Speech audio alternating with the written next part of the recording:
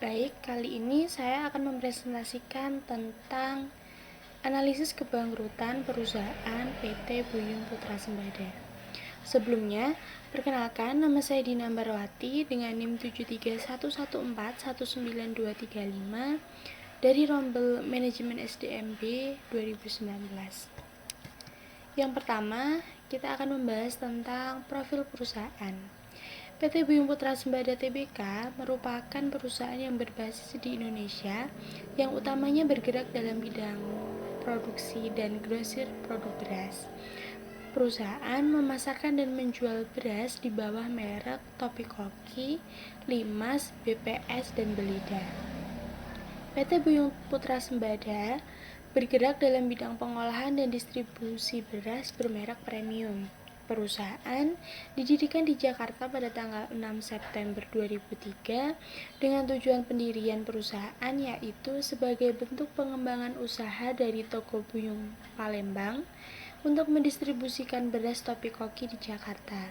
Nah, untuk perusahaan ini beralamat di Pasar Induk Cipinang, Blok K, nomor 17 Cipinang, Jakarta Timur, DKI Jakarta.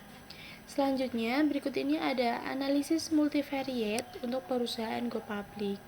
Rumusnya sebagai berikut, dan untuk keterangannya, X1 yaitu aktiva lancar dikurangi dengan hutang lancar, atau X1 ini adalah total aktiva. Sedangkan untuk X2 adalah laba ditahan atau total aset. Untuk X3-nya merupakan laba sebelum bunga dan pajak atau total aset. Untuk X4 yaitu nilai pasar saham biasa dan preferensi atau nilai buku total hutang, dan untuk X5-nya merupakan penjualan atau total aset. Selanjutnya ada indikasi. Untuk yang pertama, jika nilai Z kurang dari 1,81 mengindikasikan bahwa perusahaan berpeluang besar mengalami kebangkrutan. Nah, jika Z lebih dari 0,299 berarti mengindikasikan bahwa perusahaan berpeluang kecil mengalami kebangkrutan.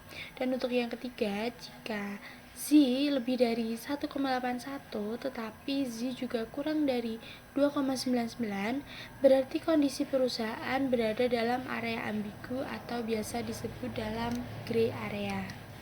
Nah, berikut ini merupakan data yang diambil dari laporan keuangan PT Buyung Putra Sembada pada 3 tahun berturut-turut. Nah, kita lihat ada di tahun 2018, 2019, dan 2020.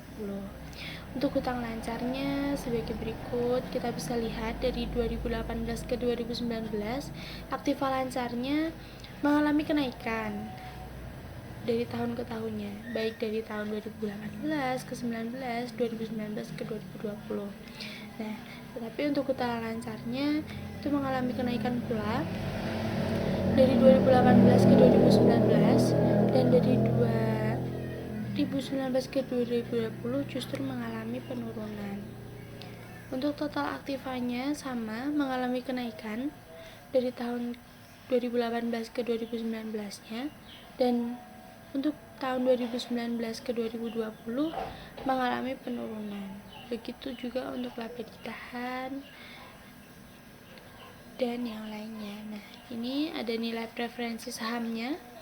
Dari 2018 dijelaskan bahwa nilai pasar saham biasa dan preferennya di tahun 2018 itu bernilai 37, dan untuk di 2019 bernilai 101, dan untuk 2020-nya bernilai 142. Nah, untuk nilai buku total hutangnya sebagai berikut. Nah, ini yang paling penting, kita dapat melihat nilai Z-nya dari tahun ke tahun itu mengalami kenaikan tetapi juga mengalami penurunan.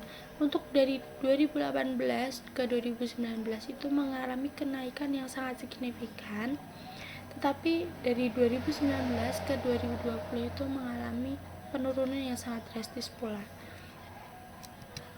Nah, dapat kita lihat grafiknya seperti ini. Naik drastis tetapi juga turunnya drastis pula dari tahun ke tahunnya. Nah, berikut hasil analisisnya.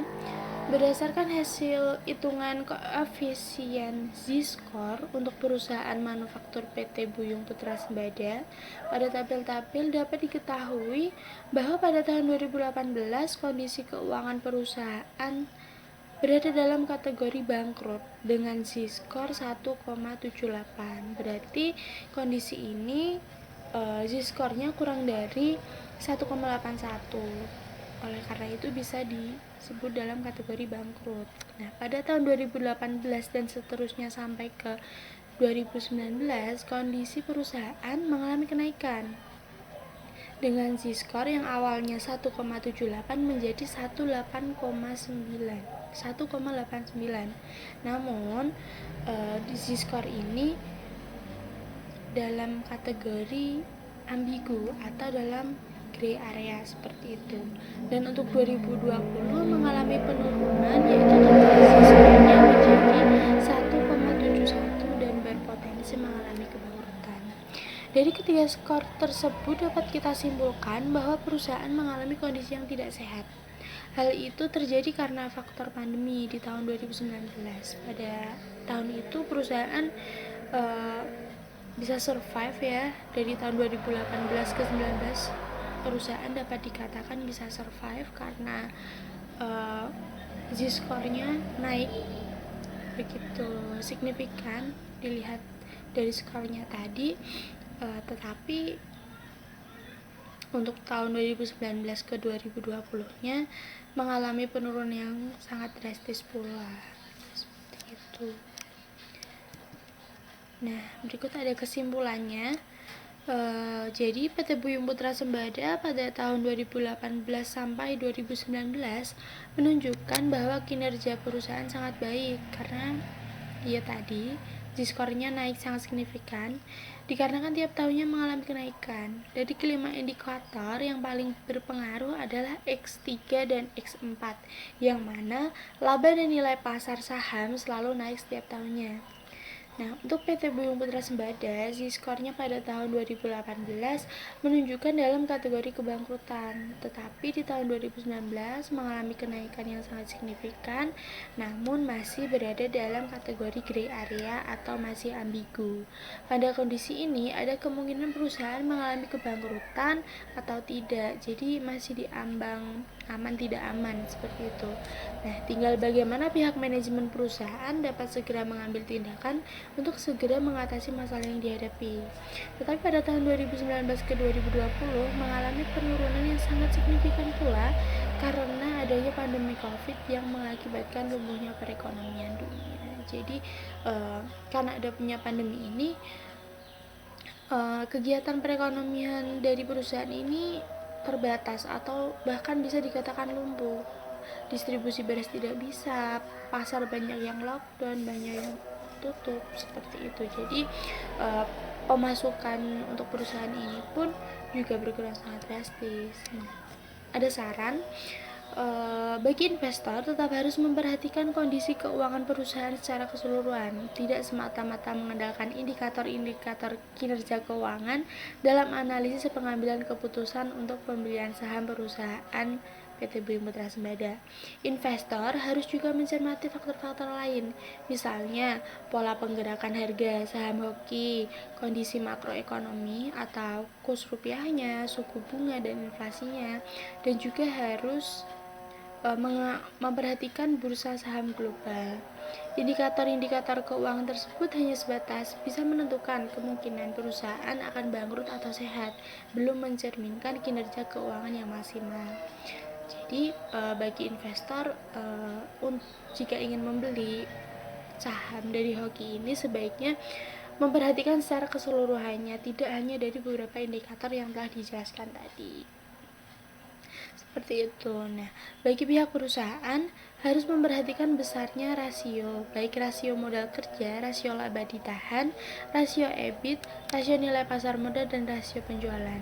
Hal tersebut menunjukkan besar kecilnya nilai rasio akan memberi gambaran mengenai keberlangsungan kinerja keuangan perusahaan di masa yang akan datang. Jadi, faktor-faktor tersebut haruslah diperhatikan oleh perusahaan agar kedepannya perusahaan itu dapat terus beroperasi dan tidak mengalami kebangkrutan seperti itu. Sekian dari saya, apabila banyak kesalahan mohon dimaafkan. Wassalamualaikum warahmatullahi wabarakatuh.